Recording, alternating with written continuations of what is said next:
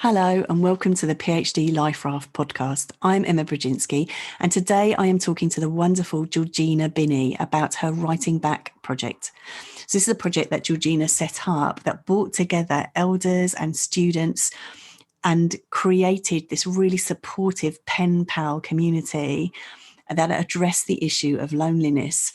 And we talk about why this was particularly useful for international students. We also talk about Georgina's own story and the way in which setting up a volunteer project actually opens up a whole new career path for her. So I hope you enjoy the episode.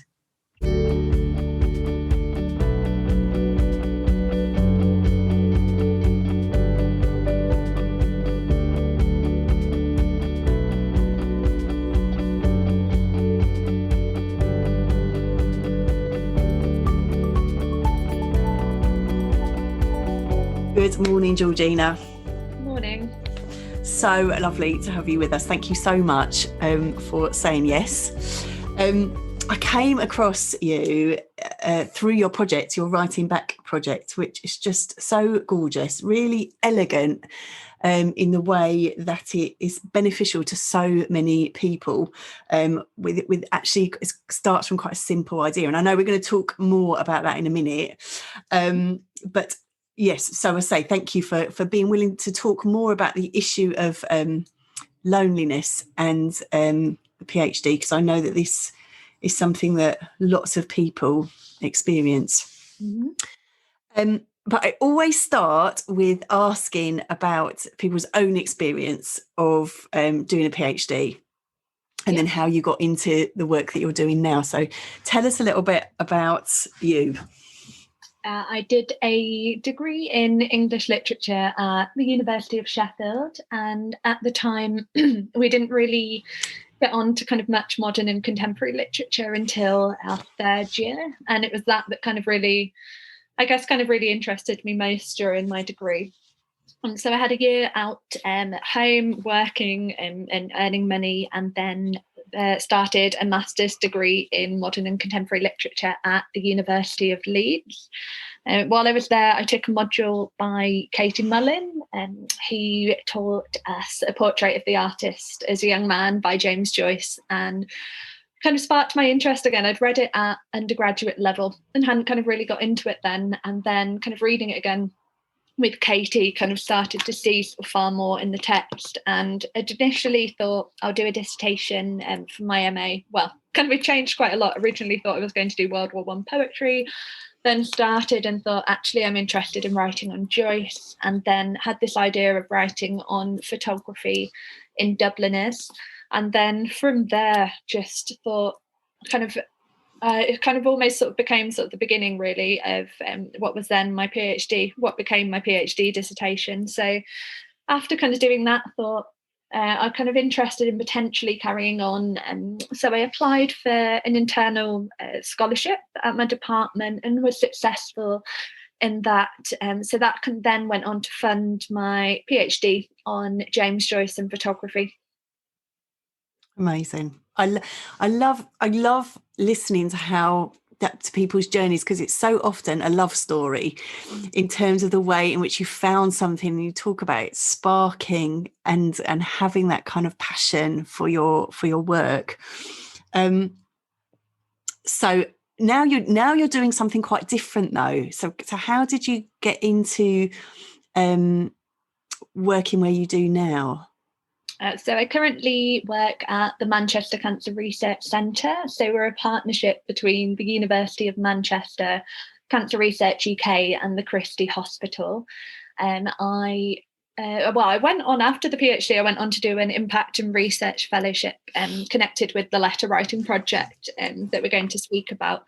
But it was kind of after the postdoc, I guess while I was on it, I felt that the postdoc was obviously a route to other funded kind of postdoctoral fellowships and potentially kind of teaching fellowships or lectureships after that. And I just wasn't sure entirely that was what I wanted to do. So my work on the postdoc had gone away from James Joyce and was very much engaging with charities, engaging with students. So then when I was sort of coming up to the end of that, saw this position, which was a recruitment and training officer, advertised at the Manchester Cancer Research Centre, and thought, actually, in terms of working with postgraduate students, kind of student engagement, project and program management, and working with charity partners, it seemed to kind of tick a lot of boxes in terms of what I'd been interested in during my postdoc. And I think I just kind of really wanted to have the opportunity to explore other kind of career paths and other career routes, which I hadn't really done before. I think that's really, really helpful to hear that story, because I know lots of people get concerned about, well, where's this PhD going to take me? And I think that sense of what you're talking about in terms of other options that are available, that it isn't necessarily a linear trajectory. There may be all sorts of other things that you come across or other projects that you get involved in. I know when I was doing my PhD, I then got involved in, just to get me out of the house really, arts in health projects, just volunteering on those, which then actually led to a whole research project in there. So I think that sense of kind of looking wider can be really, really useful. And as you say, for you, actually led you on to a whole different career path. Definitely. And so I had during my postdoc, had a really good mentor who said to me, well, kind of first of all, we sat down and kind of were chatting about my research and what I was interested in doing. He said, kind of, you spent the whole time talking about your kind of interest in engaging with people and kind of projects as well. And then kind of he was really kind of pointed out to me, which kind of seems so obvious now, but I don't think at the time it had, that, with the PhD, you're an expert in kind of research, problem solving, kind of project management, and not just an expert on your subject, and that people can be sort of slightly pigeonholed, and you think, right, I've got a PhD on James Joyce and photography, that the next job I kind of go to has to link to that, rather than thinking, actually, I've got a PhD and it's given me kind of X, Y, Z skills, and I can sort of apply to really a whole variety of jobs. And I love what you said about feeling, actually, that's not quite for me, and going for the thing that really was going to spark you and that you're going to be really engaged in, rather than entering into something because it seemed like the right thing to do. That just, it seems a gorgeous way to live your life and develop a career. So now I want to kind of come back to this core topic, which is the reason I originally contacted you, about loneliness and the PhD. And as we've said, it is very, very common. People talk about this a lot. And I wonder, just to kind of open this up, what's been your experience? Because now obviously you're in a training program too. Your experience about loneliness and PhD students. So I think so. When I started my PhD at the University of Leeds, I was living in Leeds with people that were part of kind of my PhD cohort as well. And then kind of partway through the PhD, moved to Manchester, where my partner was living. So kind of moved to working from home on the PhD, and then kind of going across the Pennines sort of once a weekish at the most. And I really found then, I think that was kind of one of the first times I'd thought, actually, I'm really not kind of speaking to many people a day. That the PhD is obviously quite solitary, but I think there's a real difference between working on your PhD remotely and kind of working in your PhD at, say, kind of postgraduate research centre, where there's sort of lots of people about each day. But I'd actually, so the project that I'd founded, kind of thinking about loneliness in students and older people, I'd actually kind of set up a few years before that, and kind of that had really sort of come about from writing to my grandma, and then kind of seeing that she would write to other students as well, and then kind of volunteering at a care home. So even when I moved to Leeds, and I didn't know anyone kind of initially when I moved there, but then I started kind of volunteering at a local care home and then also at a local community centre doing English teaching, I always found that kind of volunteering was a really good way of sort of feeling more part of the community, feeling more connected with people, and actually looking at kind of loneliness research and sort of loneliness statistics. Kind of loneliness has been found to be really prevalent in young renters who kind of almost sort of lose that sense of identity. And I think particularly when you're doing a PhD or you're doing a postdoc and you're moving from kind of different fixed term contracts, I think it can be quite hard sometimes to sort of feel that sense of connection that you might get when you're sort of settled in one place and feel kind of more part of the community or kind of more in touch with your neighbours. Yeah, because there's something, isn't there, about I just doing some reading around it, that actually this research, that it's actually about the quality of the relationships that you're having rather than the quantities. Or actually you could be, having lots of conversations with people, but actually not having that sense of connection is what you're talking about. Yeah, definitely. And I think even so, you could kind of be doing I think it works completely the other way around as well, that you could be doing a PhD and you could be kind of seeing people on your cohort every day, kind of surrounded by people. I mean, you see kind of obviously students when they're in the libraries, they're surrounded by hundreds and hundreds of people. But it's exactly that kind of those more intimate connections that kind of make things, I think, more fulfilling as well. Well, I just realised, remembering that when I was on doing my PhD, I realised something was seriously up for me when somebody rang me for a market research telephone conversation. And I didn't want to let them get off the phone. I just kept them talking. I was like, okay, so now I do need to do something about myself, because I'm obviously so desperate to have a conversation with somebody because I am sitting on my own all day. So that sense of it being quite a common experience and things that you could do about that. And you've talked about kind of volunteering. I've talked about with other people on the podcast about taking part-time jobs and having that. But now I want to get to this fantastic project which you had set up, which is called Writing Back. So tell us about Writing Back.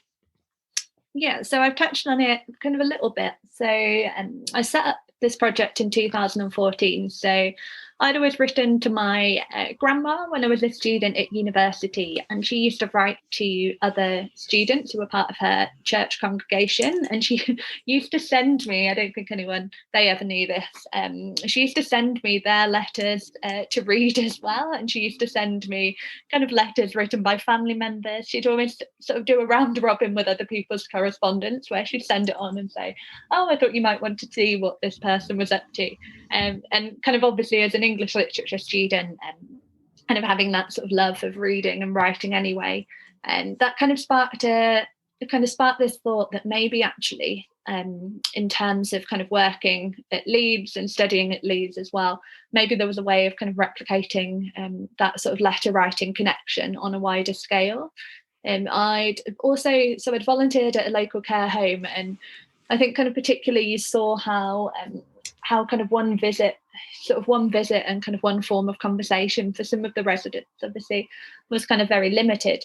But equally, when I'd gone kind of out to community groups and sort of engaged with charities more, I found that a lot of the kind of older people that I met often, they might have been kind of part of a long-standing community. They might be kind of quite active and doing a lot. And then when I was teaching at Leeds as well and used to have my office hours, I thought it was really then that I was thinking, actually, I don't think kind of loneliness is necessarily confined to one group, that some of the students that I meet seem to be experiencing homesickness or loneliness, and some of the older people that I was coming into contact did as well. But also these older people had these sort of connections to the communities and roots that I thought it might be beneficial for the students to help them kind of feel more connected with the wider community by linking them up with an older resident who'd sort of knew Leeds or knew the area or had things that they might want to share with them as well. That's really gorgeous. And I know that there's this in terms of this local knowledge and being part of the community. I know that you've worked particularly with the overseas students too, because obviously there's a particular element to that. If you've come from another country to study, there's that brings its own difficulties there too. Can you say a bit more about that in terms of the work with overseas students? Yeah, so I set up the project initially in my department, which was the School of English, and had a couple of international undergraduate students, but it was mainly home-based students involved at that stage. Then a few years later, someone put me in touch with a contact at the International Student Office at Leeds, and kind of we started talking about involving international students as well. So from 2017, we had international postgraduate students who opted to take part in the project as well. And kind of with what I really found kind of interesting in their letters as well was, kind of there was almost they had to have such good English skills to kind of come over to study at the university, yet they're often sort of quite shy and not necessarily that confident in their interactions with their older pen pals. So for them, letter writing actually kind of gave them, and this is what they put in feedback as well, that letter writing was almost a kind of form that gave them a bit more confidence, that if when it came to meeting people and speaking in English and sort of chatting with them on a more informal basis, that was sort of something that they struggled with, and then kind of with struggling with that, then kind of found it harder to sort of make connections, say, with people in their labs. One international student had written in his letters about when he went to the labs, people sort of said hello or how are you, but they never really had a proper conversation. And actually kind of in his letter writing had more time to think about, reflect on his experiences, and not necessarily have that sort of pressure that he seemed to associate with face-to-face conversations. That's so interesting, isn't it? And kind of coming back to that quality, as you say, a time to reflect, and so it's actually kind of communicating with yourself as well as somebody else too. And the joy, I guess, of receiving the letter and having somebody hear, witness, feedback to you. And did you get feedback from the older people too? Yeah, and that was it was always kind of really interesting. So the older pen pals would say things like, so if they had a student who was studying a particular topic and reading particular books, some of them would try and get copies of them and read them as well. They would say things like they really liked kind of writing to a student and kind of help them feel young and kind of connected with the community as well, and kind of with a younger community, because I think that's, especially in university cities, is really important. So I had one older pen pal who lived on a street with a lot of student halls, and she said she always saw these students kind of going past, but never really spoke to them, and thought actually kind of she sort of said, oh, I kind of want to write to one and find out, kind of what their plans are and what they're doing. And it's sort of that way, and it kind of links back to what I was saying about someone in the lab saying people just say hello or how are you, that you can kind of live and exist around people but not necessarily connect with them directly.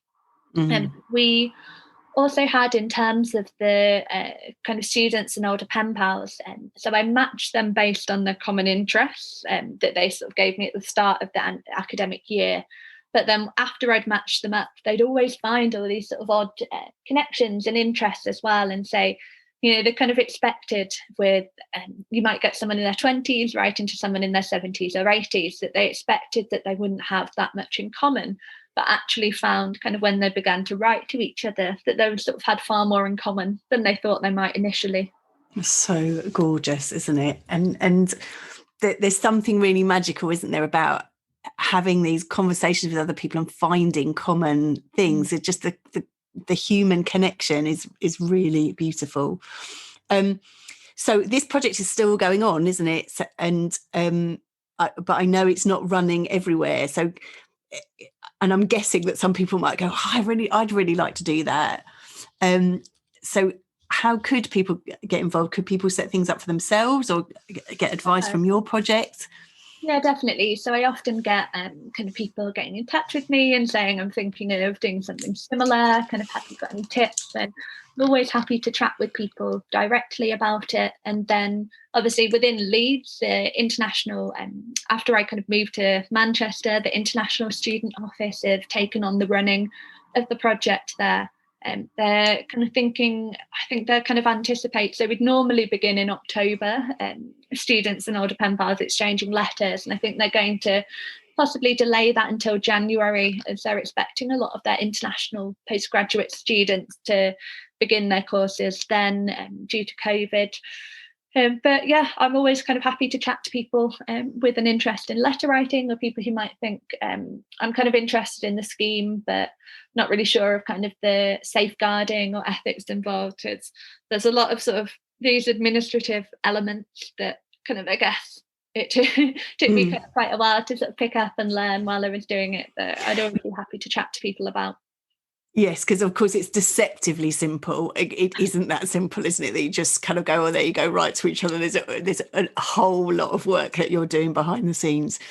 And as you mentioned there, in terms of COVID, of course, I imagine there's going to be particular impact to this project this year, for both elders and students. And what a beautiful thing to be involved in. Thank you so much for sharing all of that. And I am sure there'll be people making contact with you, and your contact details will be in the show notes so that people can make contact with you.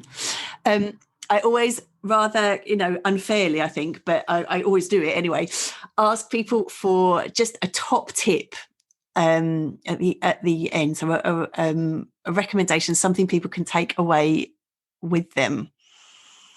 So any thoughts on, if people are feeling lonely or disconnected, top tips? I think I might give you a couple actually. So I think top tip number one would be think about volunteering. So in terms of volunteering, there are so many things you can find to sort of fit in with your time or schedule. And if you're not able to do something in person, there might be kind of telephone befriending, etc. So volunteering, I think, is a really great way to tackle loneliness and connect with others.